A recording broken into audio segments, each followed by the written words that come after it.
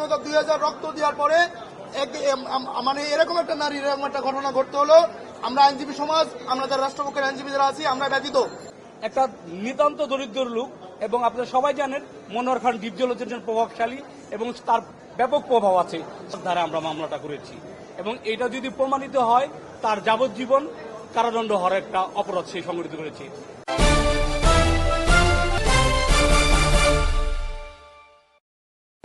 আইনের অধিকার, আইন পাওয়ার অধিকার সবারই আছে। সেই হিসেবে আমরা একটা, আপনারা দেখছেন সে একজন গার্বেজ কর্মী ছিল, সে একজন নিতান্ত একজন দরিদ্র মানুষ। আমরা তাকে আইনের সহায়তার জন্য তার পাশে দাঁড়িয়েছি। আর সেই হিসেবে এই কোর্টে আমাদেরকে অলরেডি কুড়িয়ে কাঁদে দিয়েছি। কুড়িয়েটাকে প্রেমা ফেসিও পেয়েছে, ঘটনার সত্যতা পেয়ে কোর্ট সিআইডি তদন্তের কাঁদে দিয়েছে। আর আপনার প্রথম কোশ্চেন ছিল কেন আমরা থানায় নিয়ে গিয়ে সরাসরি কোর্টে আসলাম। একটা নিতান্ত দরিদ্র লোক, এবং আপনারা সবাই জানেন মনোয়ার খান ডিপজল হচ্ছেন প্রভাবশালী এবং তার ব্যাপক প্রভাব আছে, সেটা বলার বাইরে, সবাই জানে। তার বিরুদ্ধে আমরা অবশ্যই বাদীনি থানায় গিয়েছে, থানায় গিয়ে কোনো প্রতিকার নেবে, অনেকদিন ঘুরেছে, সরাসরি সে আমাদের সাথে যোগাযোগ করেছে। আমরা তাকে আইনি সহায়তার জন্য আমরা কোর্টের দ্বারস্থ হয়েছি। এখানে তার বিরুদ্ধে পেনাল কোডের 323, 325, 342, 354, 506, 34 ধারায় এই তৎসহ এসিড অপরাধের 7 ও 5 ধারায় আমরা মামলাটা করেছি।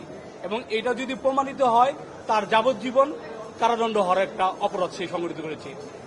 যেহেতু তার শরীরে পদার্থ অ্যাসিড, আমরা সন্দেহ করছি অ্যাসিড জাতীয় পদার্থ তাকে দেওয়া করা হয়েছে, জ্বালিয়ে দেওয়া হয়েছে।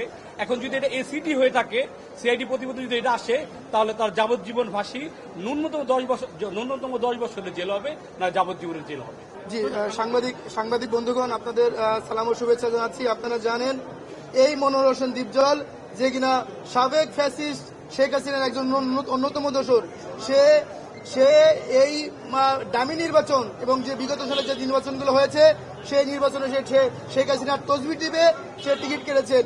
এই স্বাধীন বাংলাদেশে 2024-এ যারা ছাত্র জনতা রক্ত দিল, সেই 24-এর পরে একজন নারীর পরে এই বিভৎসকর যে একটা ঘটনা আমরা দেখতে পেলাম।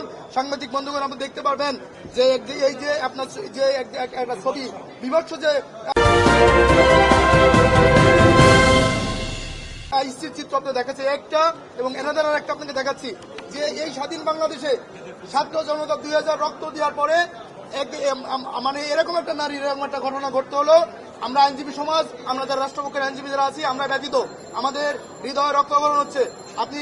আপনারা জানেন এই নারী আপনার সংশ্লিষ্ট যে থানা, সেই থানাতে এই বিষয়ে অভিযোগ দেওয়ার জন্য যায়। মনোয়ার হোসেন ডিপজল ওই অঞ্চলে এতটাই বেশি প্রভাবশালী যে কিনা থানাটা তার এখনো থানা পুলিশ, কোর্ট এবং ওসি তার কন্ট্রোলে। আমি ওইখানকার যে ওসি, সংশ্লিষ্ট ওসি, তার সঙ্গে আমি মুঠোফোনে কথা বলেছি মামলাটা নেওয়ার জন্য, কিন্তু সে গড়িমসি করেছেন। আমার সহকর্মী লানেট অ্যাডভোকেট সায়েম, তার সঙ্গে পরামর্শ করে আমরা এটা মানবিক দৃষ্টিকোণ থেকে এই সিএমএম আদালতে আমরা এই শেয়ার মামলাটা ফাইল করেছি। সাংবাদিক বন্ধুগণ, আপনাদের বলতে চাই, এই মনোয়ার হোসেন ডিপজলের মতো যারা রক্তচক্ষু দিয়ে এই আমাদের এই মা বোন এবং আপনার যে ভিকটিম আজকে আদালতে হাজির হয়েছে, আমরা চাই ন্যায় বিচারের পথ সুদৃঢ় হোক। আমরা চাই সে ন্যায় বিচার পাক, যাতে করে আর কোনো বোন তাকে এই অ্যাসিড দিয়ে তাকে এই বুক ঝলসে না দেওয়া হয়। আমরা আগে শুনেছি যে অ্যাসিড ছুড়বেন তো মরবেন। বিগত সালে দেখলাম যে যত নারী নির্যাতন হয়েছে, সেই নারী নির্যাতনের মামলা এটা কিন্তু আপনার বিচার সেইভাবে শেষ হয়নি। শেষ হয়নি বলেই এই সমস্ত মনোয়ার হোসেন ডিপজল এবং তাদের দোসররা এই কাজ করতে তারা সাহস পায়। আমি ডক্টর ইউনূস সরকার, ইন্টারিম গভর্নমেন্টকে বলবো, এই বিচারটা দ্রুত বিচারের মাধ্যমে, স্পিডি ট্রায়ালের মাধ্যমে, আমাদের নারী শিশু আইন আছে, দ্রুত বিচার আছে, অ্যাসিড আইন আছে, পেনাল কোড আছে, সবকিছু একসাথে একত্রিত করে আমরা যেন এই ন্যায় বিচারের জন্য এই বিচারটা দ্রুত হোক এবং এই বোনটা ন্যায় বিচার পাই।